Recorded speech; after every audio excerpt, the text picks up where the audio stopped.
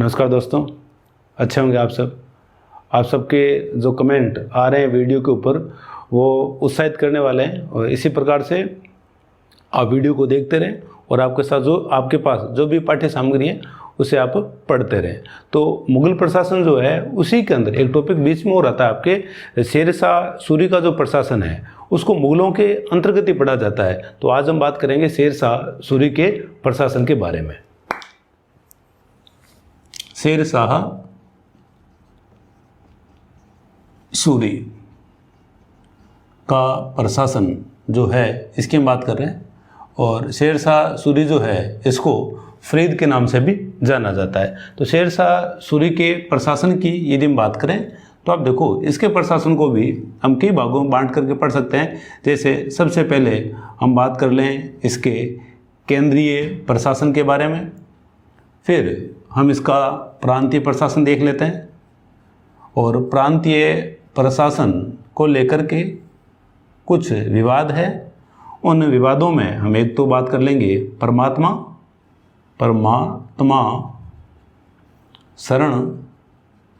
शर्मा की और एक हम बात कर लेंगे कानून गो की।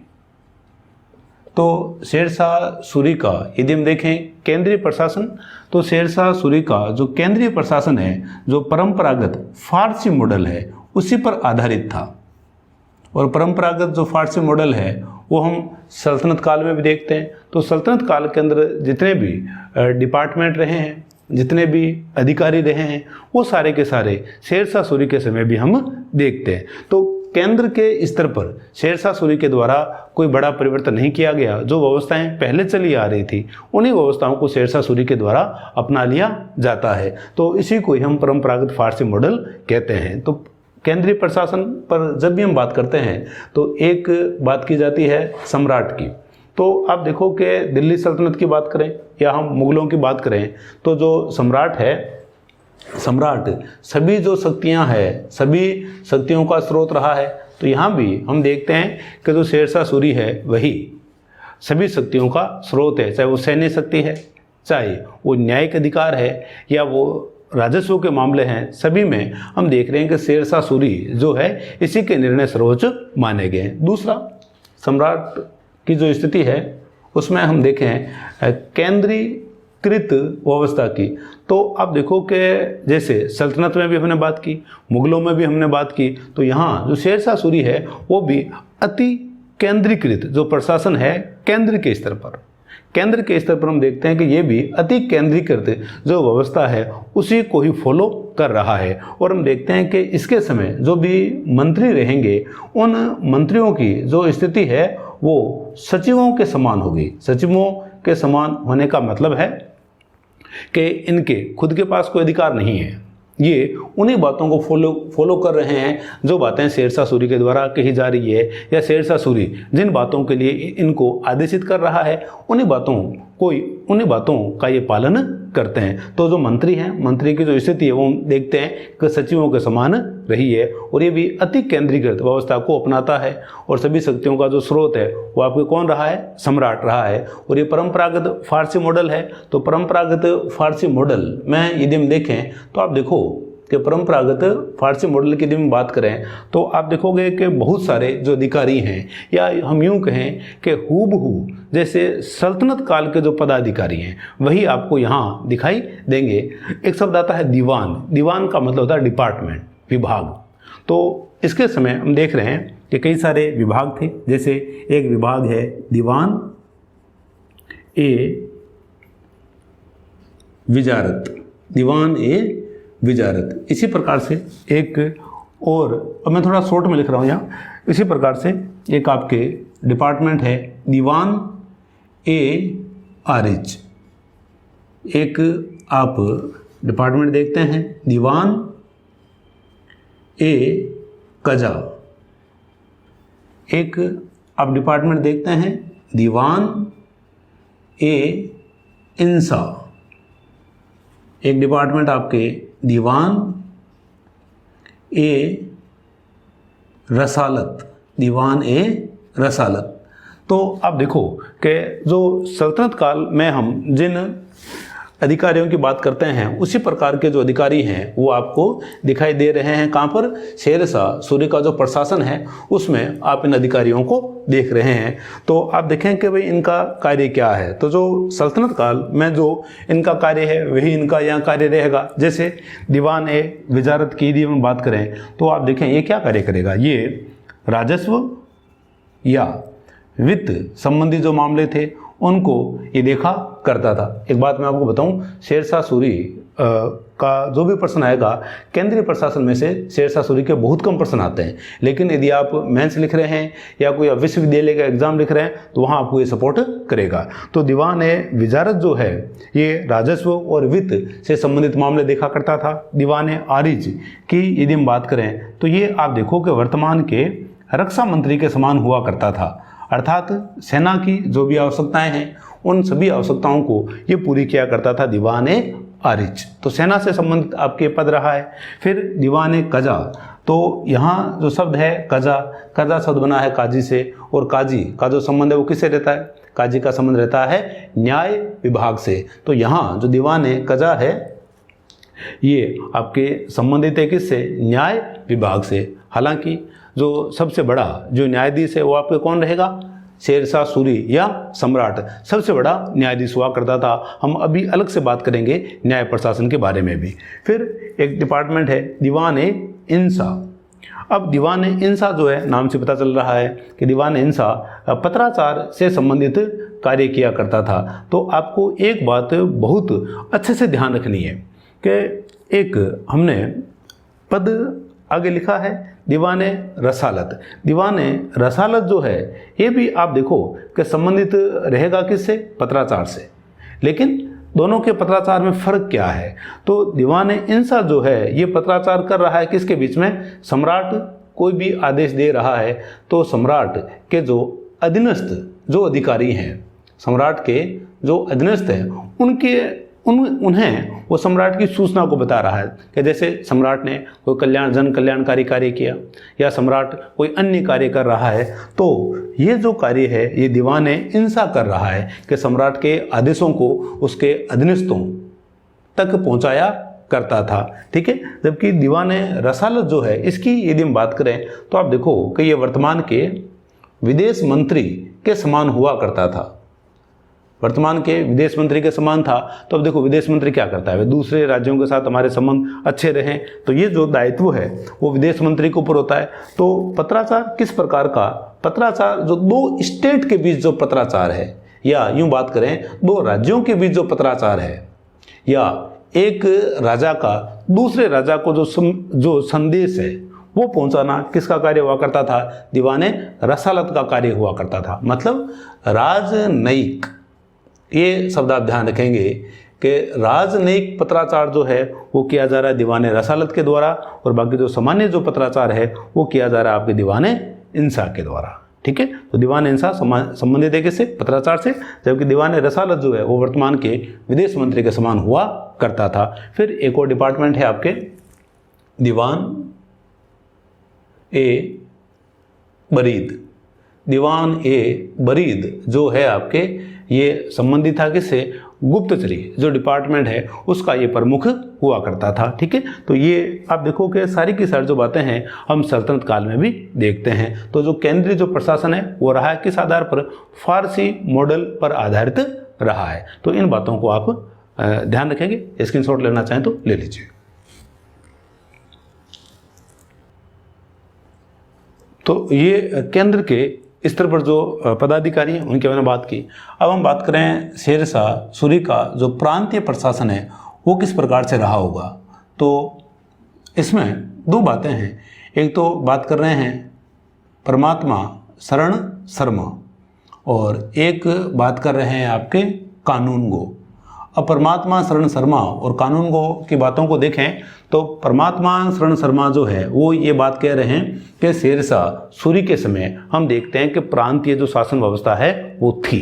ये तो कह रहे हैं कि प्रांतीय शासन व्यवस्था है, जबकि कानून गो जो है वो इस बात को कह रहे हैं कि प्रांतीय जो शासन व्यवस्था है वो शेरशाह सूरी के समय नहीं थी। एक ये बात भी आप ध्यान रखेंगे कि जो कानून गो है ये शेरशाह सूरी का आधुनिक जीवनीकार है। ये प्रश्न बहुत सारी पीएससी में पूछा गया है कि शेरशाह सूरी का आधुनिक जीवनीकार कौन है। तो कानूनगो जो है वो इसका आधुनिक जीवनीकार है। हालांकि शेरशाह सूरी के बारे में जानकारी का जो स्रोत है वो तारीख शेरशाही भी है, और तारीख शेरशाही जो है वो अब्बास खान शेरवानी के द्वारा उसको लिखा गया है, और वो जो पुस्तक है अकबर के कहने पर अब्बास खान के द्वारा लिखी गई थी।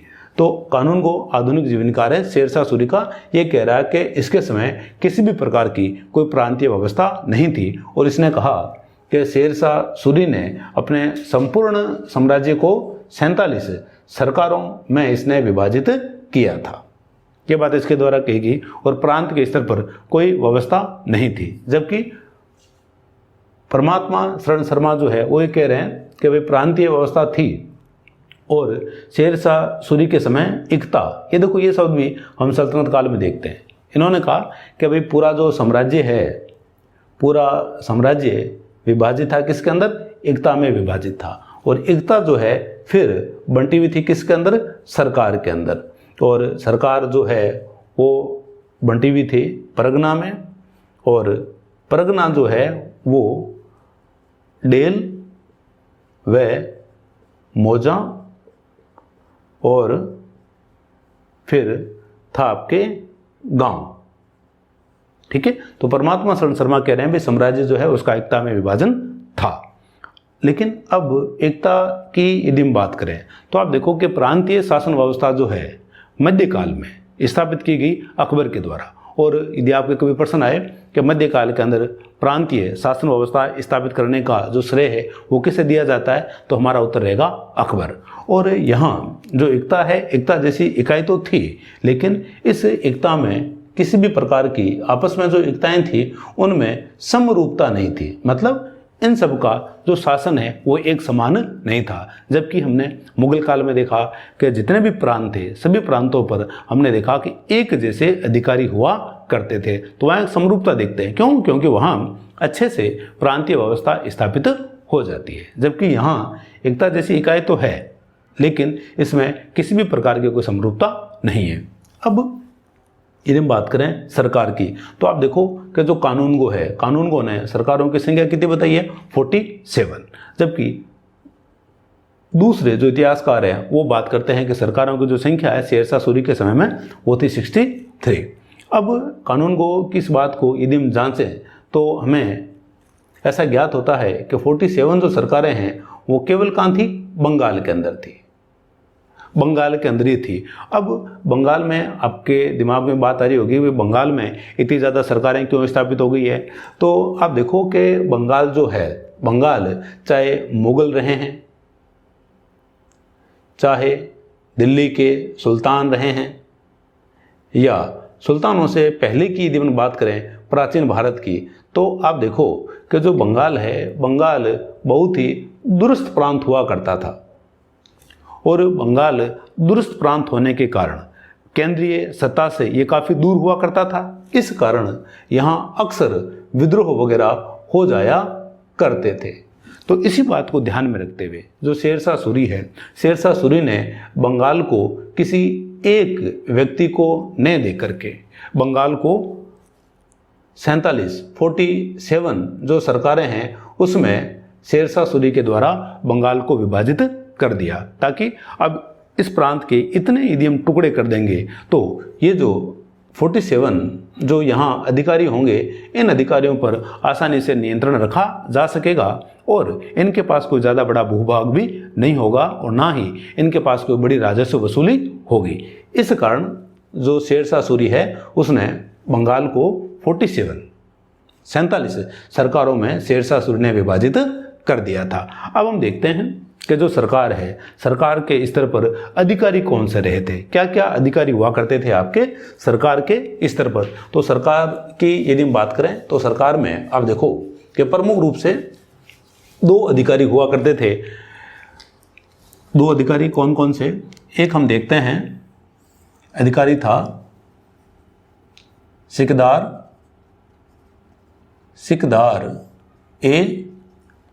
सिकदारान,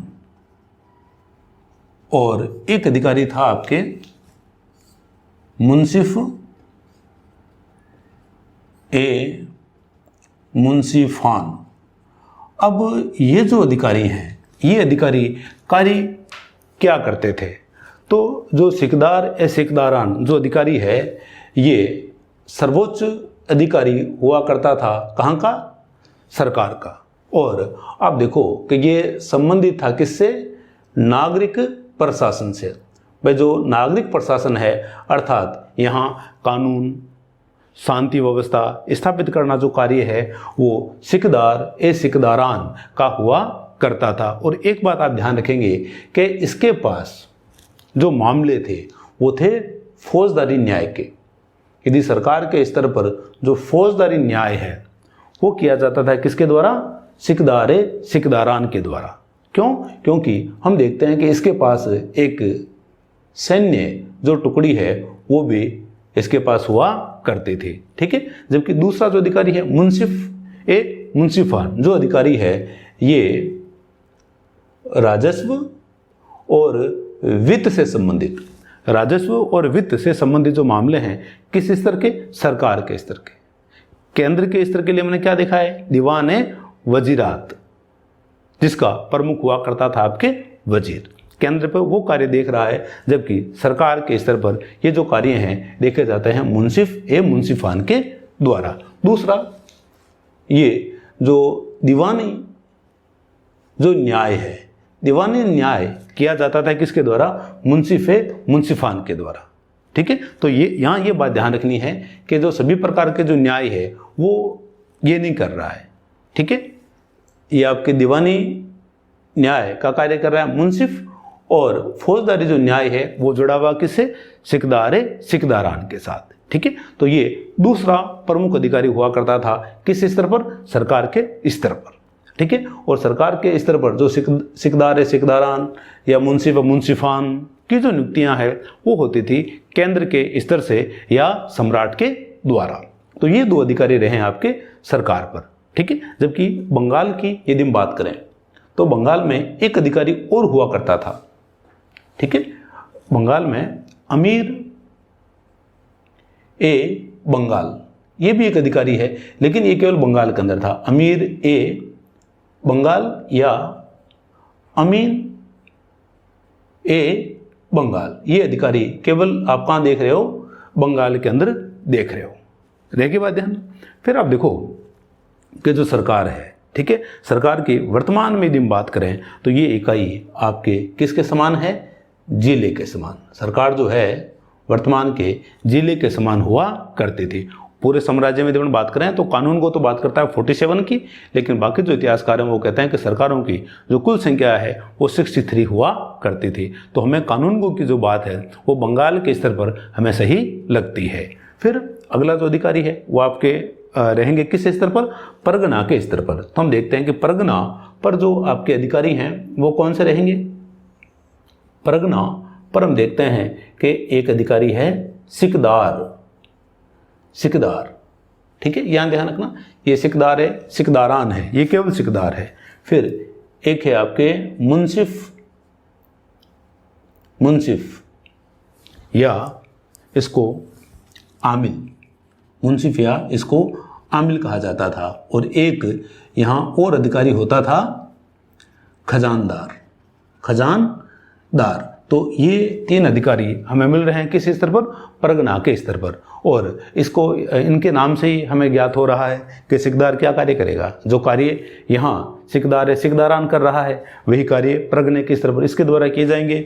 जो कार्य मुंसिफ मुंसिफान के हैं वही कार्य परगने के स्तर पर किए जाएंगे मुंसिफ या आमिल के द्वारा। जब ये खजानदार नाम से पता लग रहा है ये कोषाध्यक्ष हुआ करता था। तो अब साम्राज्य, एकता, सरकार, परगना।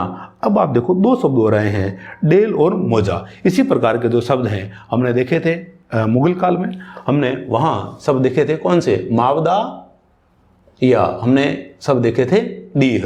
पिछले वीडियो में हमने इनकी बात की हुई है। जो पहली बार वीडियो देख रहा है वो पीछे की वीडियो देखें भाई। तो डेल और मोजा ये क्या है? तो डेल और मोजा जो है ये आपके गांवों के समूह है। ठीक है, और ये भी क्या थे, गांवों के समूह थे। अब यहाँ फर्क क्या है कि फर्क जो डेल जो है, डेल उस प्रकार के गांवों के समूह थे जिनमें आवासीय भूमि भी हुआ करती थी और कृषि भूमि भी हुआ करती थी। जबकि मोजा की यदि अपन बात करें तो ये ऐसे गांव थे जिनमें केवल कैसी भूमि है, कृषि भूमि है। ठीक है, फिर अंतिम जो इकाई है वो आपके क्या रहेंगे, गांव रहेंगे। ठीक है, और यहाँ हम देख रहे हैं कि कैसे अधिकारी रहेंगे, पटवारी और मुकद्दम। पटवारी और मुकद्दम जैसे जो अधिकारी है वो इस स्तर पर थे। तो ये हमने बात कर ली है शेरशाह सूरी का जो प्रशासन है। शेरशाह सूरी के प्रशासन में इकाइयाँ कौन कौन सी है। ठीक है, पहले हमने केंद्र की बात की, फिर हमने प्रांत के स्तर पर विवाद भी देखा, फिर हमने बात की है सरकार की, और हमने बात की है परगना, डेल और मोजा की। ठीक है, तो इसको भी आप स्क्रीनशॉट ले सकते हैं।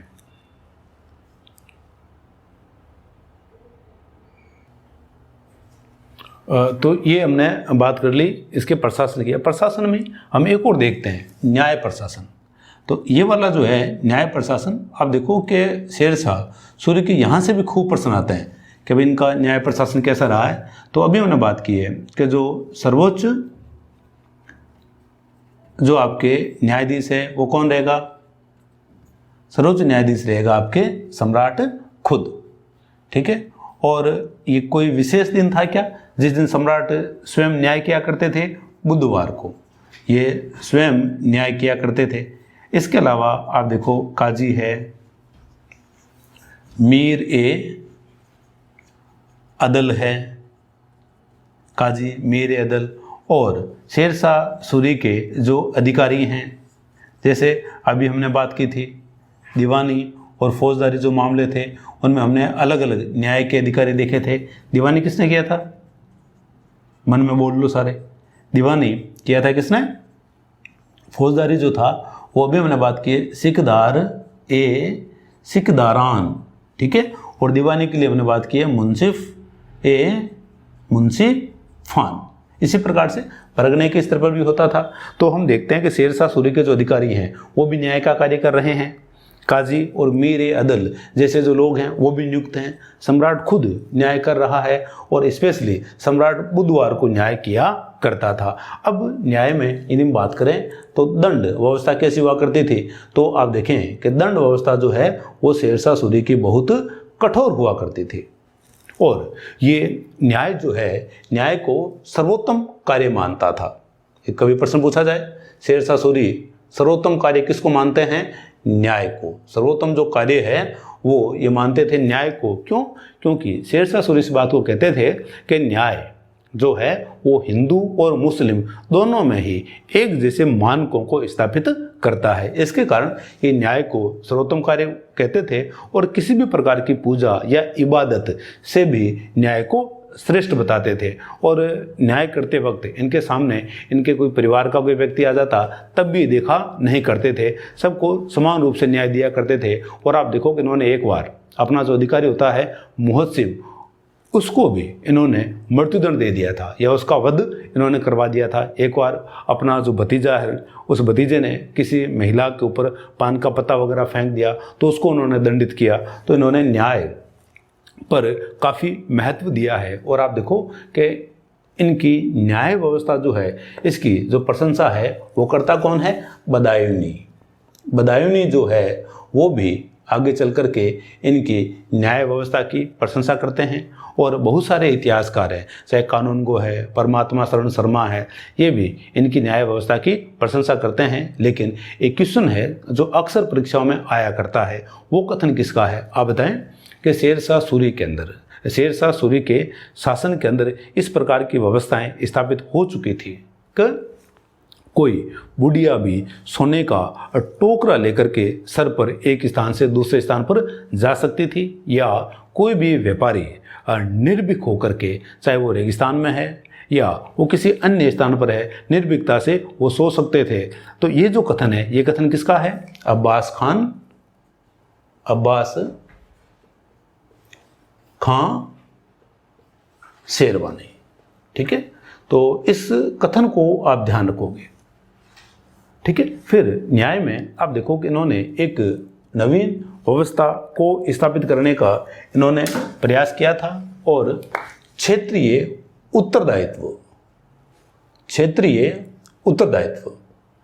ठीक है, ये बहुत ही रोचक एक अवधारणा है क्षेत्रीय उत्तरदायित्व की। तो क्षेत्रीय उत्तरदायित्व होता क्या है, तो इस पर यदि हम बात करें तो शेरशाह सूरी ने इस बात को स्थापित किया कि जैसे मान लो कि ये कोई क्षेत्र है और इस क्षेत्र पर ये कोई एक्स नाम का अधिकारी है, तो शेरशाह सूरी ने ये व्यवस्थाएं स्थापित की कि इस क्षेत्र में किसी भी प्रकार का कोई भी अपराध होगा तो जिम्मेदारी किसकी होगी, एक्स की, और यदि अपराधी पकड़ में नहीं आएगा तो एक्स को दंडित किया जाएगा। मतलब संबंधित क्षेत्र के जो अधिकारी हैं वहाँ होने वाले अपराध के लिए उनकी जवाबदेहिता को निश्चित किया गया। तो इसे कहा गया है क्षेत्रीय उत्तरदायित्व का सिद्धांत, जो न्याय के क्षेत्र में और अन्य क्षेत्र में लागू किया गया शेरशाह सूरी के द्वारा। तो ये हमने बात की है किसके बारे में, न्याय के बारे में, ठीक है। अब शेरशाह सूरी जिसके लिए जाना जाता है, एक बार प्रश्न आया कि जो शेरशाह सूरी है निम्न में से किस बात के लिए विख्यात है,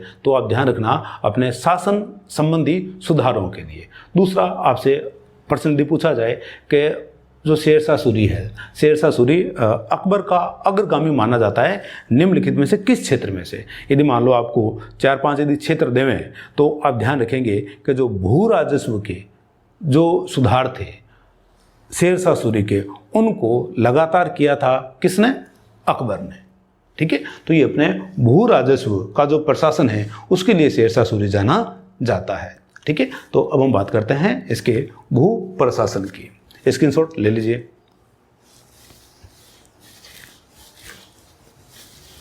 तो भू राजस्व से संबंधित जो प्रशासन है उसकी यदि हम बात करें, जो शेरशाह सूरी का काफ़ी महत्वपूर्ण है, और शेरशाह सूरी में से यदि 10 बार यदि प्रश्न पूछा जाएगा तो 7 बार यहाँ से प्रश्न पूछा जाएगा। तो ये क्या था, भू राजस्व व्यवस्था शेरशाह सूरी की, ठीक है। तो इसमें यदि हम देखें तो इसमें हम बात करते हैं भूमि माप की, भूमि का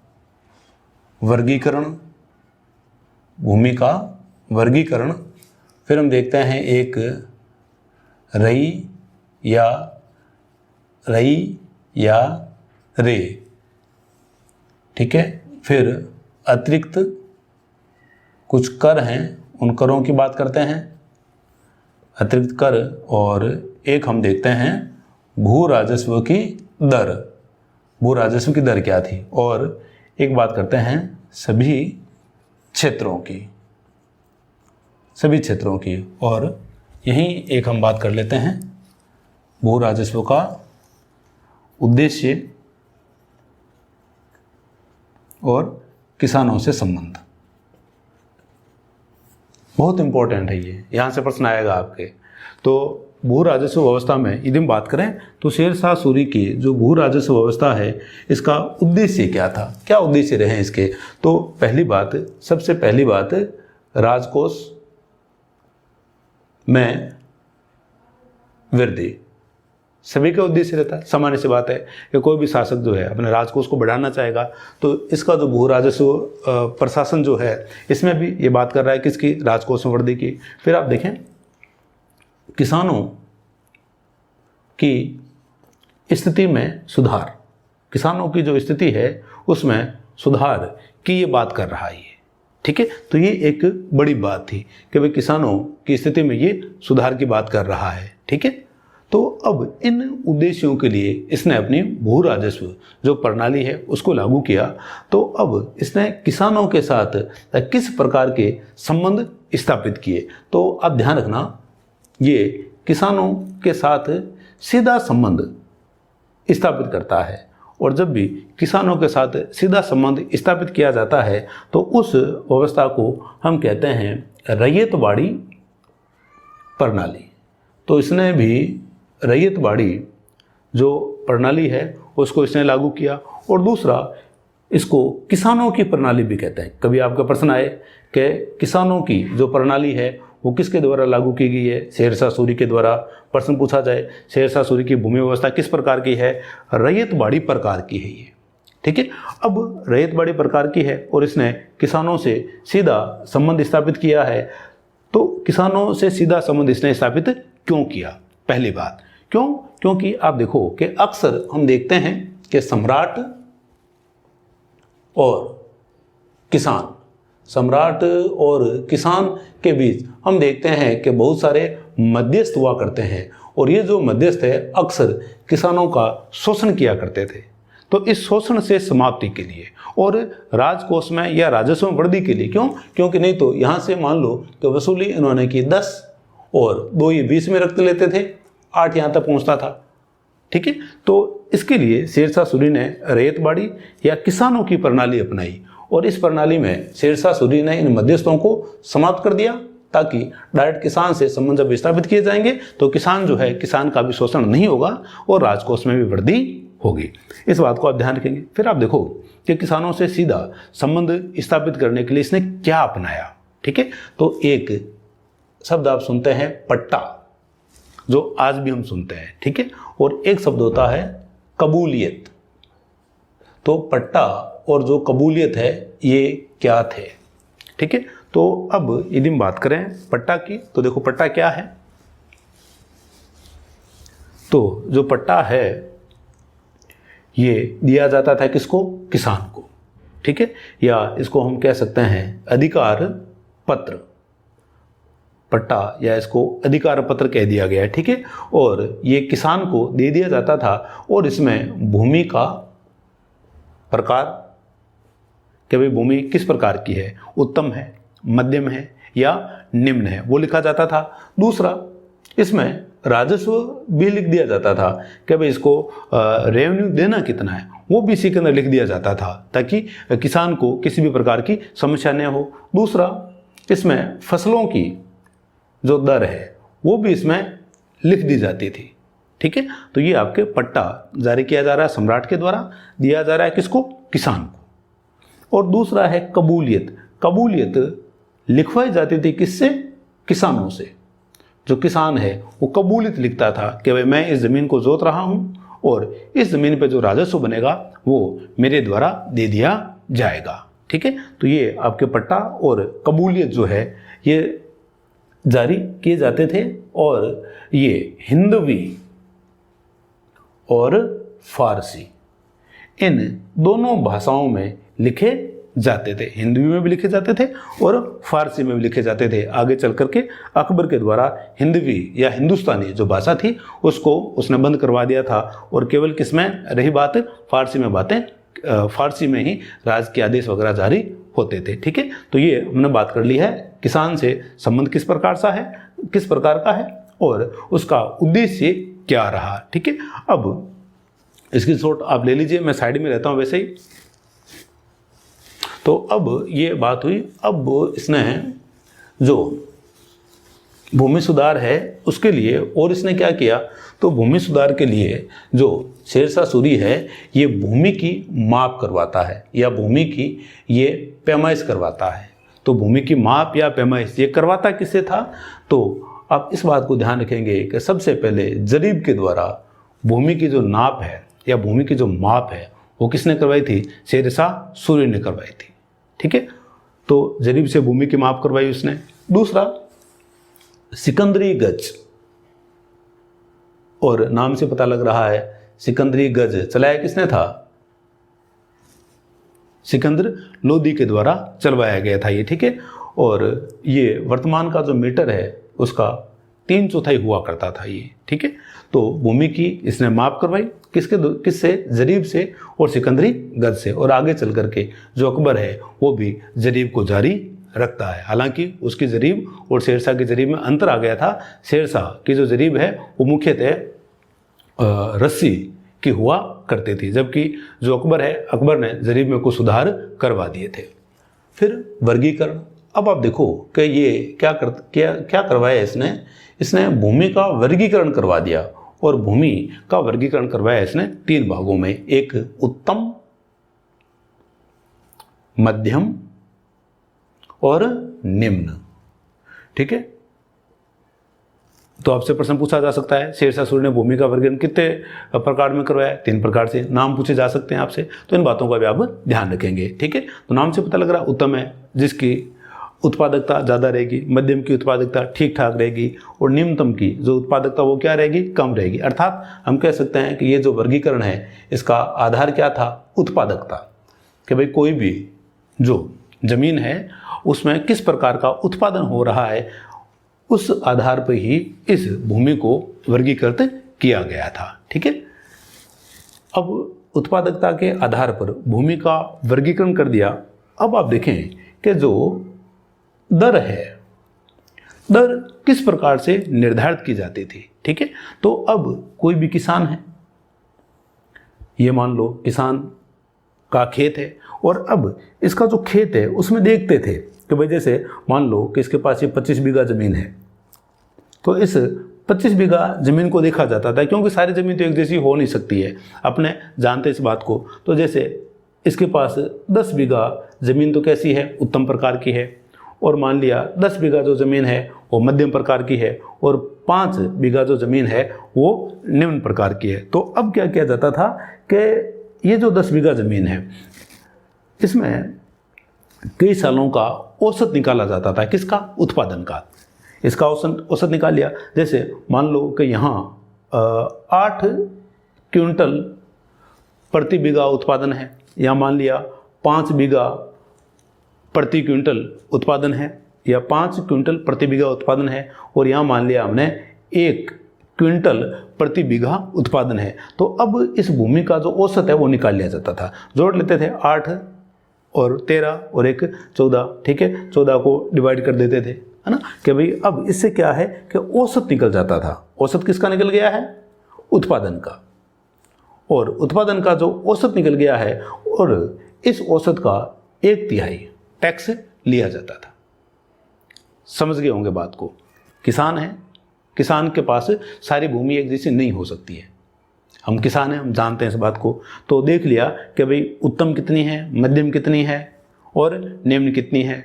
फिर यहाँ पर उत्पादन का हमने क्या निकाल लिया, अलग अलग औसत निकाल लिया कि भाई 1 बीघा में कितनी हो रही है, ठीक है। फिर इसका ओवरऑल जो औसत है, नहीं समझ में आ रहा है कोई बात नहीं है, सीधा ध्यान रख लेना, ठीक है। औसत उत्पादन का कितना, 1/3 निकाला जाता था, ठीक है। तो जो शेरशाह सूरी है, शेरशाह सूरी के समय जो भूमि दर है, भूमि दर कितनी हुआ करती थी, 1/3। 1/3 जो है टैक्स लिया जाता था शेरशाह सूरी के समय। लेकिन यहीं आप ये बात ध्यान रखेंगे कि जो कानूनगो और कुरैशी, कानूनगो और कुरैशी जैसे जो लोग हैं, इन्होंने कहा कि शेरशाह सूरी जो है वो 1/4 टैक्स लेता था उत्पादन का, ठीक है। तो लेकिन कानूनगो और कुरैशी के अनुसार यदि पूछे आपसे, तब आप बताओगे 1/4। लेकिन ओवरऑल जब आपसे पूछा जाएगा तब आपका उत्तर रहेगा 1/3। और यही बात जो है वो ज़्यादा सही है। शेरशाह सूरी के समय जो भू राजस्व की दर है वो 1/3 हुआ करते थे। कानूनगो के अनुसार यदि पूछे, कानूनगो के अनुसार पूछा भी जा सकता है। क्यों? क्योंकि इसका आधुनिक जीवनीकार है, तो इसके अनुसार 1/4 है, ओवरऑल 1/3 है, ठीक है। अब क्या यही हम बात कर लेते हैं कि क्या जो भू राजस्व की दर है सभी प्रांतों में समान थी, या ये जो पद्धति है सभी शेरशाह सूरी के सभी भागों में लागू थी? तो हमारा उत्तर होगा नहीं। शेरशाह सूरी के संपूर्ण साम्राज्य में ये व्यवस्था लागू नहीं थी, और न ही करों की एक जैसी दरें लागू थी। एक बात जो बहुत इंपॉर्टेंट है, ठीक है, आप स्टार लगा करके आप नोट कर लेंगे। प्रश्न पूछा गया है ये RAS के अंदर कि मुल्तान के अंदर भू राजस्व की दर क्या थी, 1/4। मोस्ट इंपॉर्टेंट है ये। मुल्तान में भू राजस्व की दर आपकी 1/4 है, ठीक है। और बाकी ओवरऑल यदि हम बात करें तो क्या है, 1/3 है। कानूनगो और जो कुरैशी है वो बता रहे हैं कितना, 1/4 बता रहे हैं। ये स्क्रीनशॉट ले लीजिए आप लोग।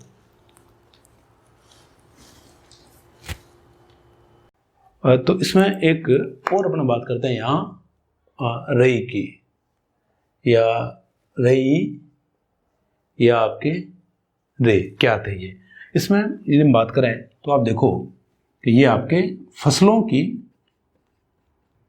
दर है। ये फसलों की दर से क्या अर्थ रहेगा? फसलों की दर से अर्थ है कि वजह से बाजरे की रेट क्या है, मक्का की रेट क्या है, कपास की रेट क्या है ना। तो वो सारी दरें जो है वो शेरशाह सूरी पट्टे में ही लिखवा दिया करता था। ठीक है, तो ये आप ध्यान रखेंगे। आपसे प्रश्न पूछा जाए रई या रे की जो शुरुआत है वो किसके द्वारा करवाएगी? शेरशाह सूरी के द्वारा। फिर अतिरिक्त कर, क्या शेरशाह सूरी के द्वारा कोई अतिरिक्त कर भी लिए जाते थे? तो आप देखो, एक कर है आपके महासिलाना, एक कर है जरीबाना और एक है आपके आकस्मिक आपदा कर। तो ये कर हुआ क्या करते थे? तो महासिलाना जो आपके कर है, महासिलाना लिया जाता था किसके ऊपर? जो कर संग्रहण किए जाते थे।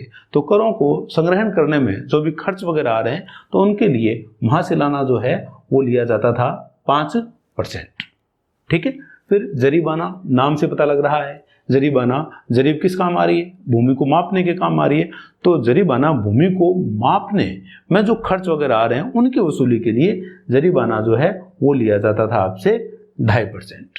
फिर आकस्मिक आपदा कर, तो शेरशाह सूरी जो है, शेरशाह सूरी ने अकाल जैसी जो स्थितियां हैं उनसे निपटने के लिए शेरशाह सूरी 2.5 सेर प्रति मन, 2.5 सेर प्रति मन अनाज लिया करता था, ताकि यदि अकाल वगैरह की स्थितियां यदि आ जाए तो उस स्थितियों में किसानों को या सामान्य लोगों को अनाज दिया जा सके। तो ये भू राजस्व से संबंधित कुछ बातें थी, जिसमें हमने भू राजस्व की दर वगैरह देख ली है, भूमि के प्रकार की हमने बात की है, रई की बात की है, और अतिरिक्त जो कर हैं, अतिरिक्त करों की भी हमने बात की है। अब आप देखें एक बात और है, शेरशाह सूरी जो है इसमें यदि हम बात करें तो जो किसान हैं, किसानों से शेरशाह सूरी ने आप देखो क्या लिखवा रखी है? कबूलियत लिखवा रखी है,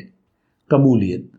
तो शेरशाह सूरी ने अपने राजस्व के जो अधिकारी थे उनको निर्देश दे रखा था कि जब राजस्व को निर्धारित किया जाए तब आप इनके साथ उदार व्यवहार कर सकते हो, लेकिन जब राजस्व की वसूली की जाए तो उस समय जो कबूलियत में लिखा है आप उसके अनुसार ही राजस्व वसूली जो है कठोर तरीके से करोगे। दूसरा, एक शब्द आता है बूद और एक शब्द आता है नाबूद। तो बूद वह क्षेत्र होते थे जिन क्षेत्रों को बोया जाता था, बो लिया या जोत लिया, जिन क्षेत्रों को बोया जाता था, या वह क्षेत्र जहां अकाल वगैरह नहीं थे। तो ये जो क्षेत्र है इन क्षेत्रों की वसूली अपेक्षाकृत कठोर होती थी। किन से? नाबूद क्षेत्रों से। नाबूद क्षेत्र वो होते थे जिनको या तो बोया नहीं जाता था और या जिन क्षेत्रों में अकाल वगैरह आ जाते थे। तो नाबूद क्षेत्रों की जो वसूली है वो अपेक्षाकृत लचीली होती थी, जबकि जो बूद क्षेत्र हैं बूद क्षेत्रों की वसूली कठोर होती थी। अब राजस्व में सुधार के अंतर्गत और यदि हम बात करें तो शेरशाह सूरी जो है वो अपने राजस्व जो अधिकारी था, राजस्व जो अधिकारी हैं उनका ये नियमित स्थानांतरण किया करता था, नियमित स्थानांतरण किया करता था। नियमित स्थानांतरण ये करता है क्यों था? क्योंकि शेरशाह सूरी ने इस बात पर बल दिया कि यदि कोई भी राजस्व अधिकारी एक स्थान पर यदि लंबे समय तक है तो वो वहाँ भ्रष्टाचार कर सकता है। तो भ्रष्टाचार की समाप्ति के लिए इसने अपने राजस्व अधिकारियों के नियमित स्थानांतरण किए। जैसे हमने पिछले वीडियो में बात की थी, अकबर जो है अपने प्रांतीय जो अधिकारी थे उनको एक स्थान से दूसरे स्थान पर स्थानांतरित किया करता था। फिर भी जो शेरशाह सूरी है वो पूर्णतः भ्रष्टाचार को समाप्त नहीं कर पाया था। तो ये हमने बात कर ली है इसकी भू राजस्व व्यवस्था की। अब हम बात करते हैं शेरशाह सूरी के सिक्कों की।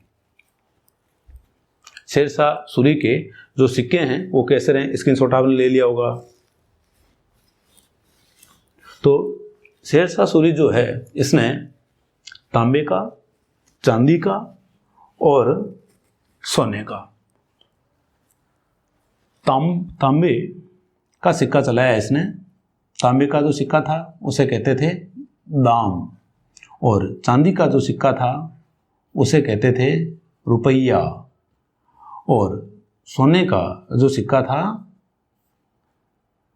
उसे कहा जाता था अशरफ या अशरफी। तो ये शेरशाह सूरी के आपके सिक्के रहे हैं। अब आप देखो कि चांदी का जो सिक्का है, यहाँ से आपसे प्रश्न पूछा जा सकता है। पहली बात तो ये है कि रुपया नाम से जो चांदी का सिक्का है वो सबसे पहले शेरशाह सूरी के द्वारा चलाया गया। ये बहुत इंपॉर्टेंट फैक्ट है जो आपसे पूछा जा सकता है कि सबसे पहले रुपया नाम से चांदी का जो सिक्का वो किसके द्वारा चलाया गया? शेरशाह सूरी के द्वारा चलाया गया था। ठीक है, अब इसमें यदि हम बात करें तो इसमें ये जो सिक्का है आपके 180 ग्रेन का था। इसको आप ध्यान रखेंगे भाई, चांदी का जो सिक्का है 167 ग्रेन का है, आप इसको तो ध्यान मत रखें, कोई दिक्कत नहीं है। ये 380 ग्रेन का है, इसको भी ध्यान नहीं रखो, लेकिन चांदी का आपको ध्यान रखना है। ग्रेन का मतलब होता है दाना, भाई जो गेहूं के 180 दानों के बराबर इसका क्या है? वेट है। तो चांदी के रुपये नाम से इसने सिक्का चलाया। और आप देखो ये जो सिक्का है ये अंग्रेजों के आने तक या अंग्रेजों के आने के बाद तक ये जो सिक्का है जारी रहा था। लगभग 1835 तक ये जो सिक्का है भारत में चलता रहा, और बाद में भी कुछ परिवर्तनों के साथ सिक्का जो है वो चलता रहा। ठीक है, और चांदी का जो सिक्का है उसका नाम आपके क्या है? अशरफ है। और शेरशाह सूरी ने सिक्कों में सुधार के लिए क्या किया कि जितने भी पुराने जो भी सिक्के वगैरह चल रहे थे सभी पुराने सिक्कों को इसने क्या करवा दिया था? बंद करवा दिया। दूसरा, मिश्रित धातु के जितने भी सिक्के थे, मिश्रित धातु के जो सिक्के हैं वो भी इसके द्वारा बंद करवा दिए गए थे। और इसने सिक्कों पर देवनागरी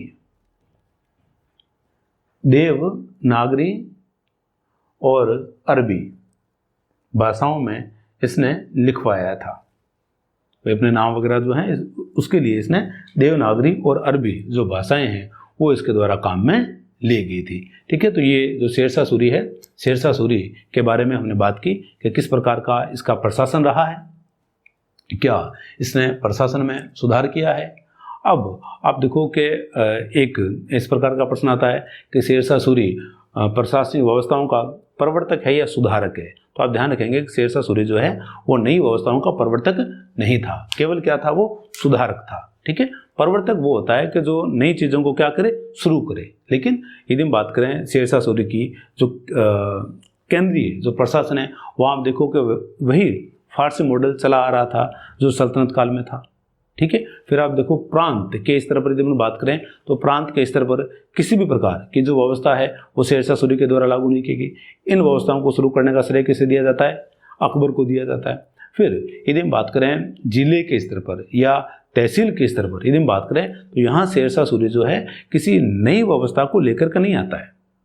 जैसे हमने पिछले वीडियो में बात की थी कि जो शाहजहाँ है, शाहजहाँ एक चकला नाम से एक नई व्यवस्था को लेकर आता है। तो उस प्रकार का कोई भी कार्य शेरशाह सूरी नहीं कर रहा है। पहले जो अधिकारी चले आ रहे थे उन्हीं अधिकारियों के इसने नाम वगैरह बदल करके उनके कार्यों को इसने क्या किया? दुरुस्त किया। और व्यक्तिगत रूप से ये सभी डिपार्टमेंटों के अंदर रुचि लिया करता था, सभी विभागों का ये ध्यान रखा करता था। और कानून को इस बात को कहते हैं कि इसने दिन और रात का समय बांटा हुआ था कि भाई दिन में ये विभाग रहेंगे, रात में ये विभाग रहेंगे, और इसने व्यवस्थाओं को बहुत ज़्यादा केंद्रीकृत कर लिया था। इसी कारण आप देखो कि इसका जो टाइम है 1540 से 1545 5 साल का इसका टाइम रहा। हालांकि ये बहुत योग्य व्यक्ति था। कानून को इसे अकबर से भी श्रेष्ठ बताते हैं कि भाई अकबर से भी अच्छा प्रशासक रहा है। और इसकी प्रशासनिक व्यवस्था जो है यदि बहुत ज़्यादा मजबूत होती तो इसके वंश का जो पतन है वो इतना जल्दी नहीं होता। इस कारण हम कहते हैं कि शेरशाह सूरी जो है वो सुधारक था, न कि प्रवर्तक। व्यवस्थाओं का ये प्रवर्तक नहीं था। उम्मीद करता हूँ आपको ये जो वीडियो है अच्छे से समझ में आ रहे होंगे, और आपके जो कमेंट है वो आप इसी प्रकार से करते रहें। वो हम लोगों को एक नई ऊर्जा जो है वो देते हैं और ज़्यादा वीडियो बनाने के लिए हमें मोटिवेट करते हैं। जल्दी मिलते हैं नए वीडियो के साथ।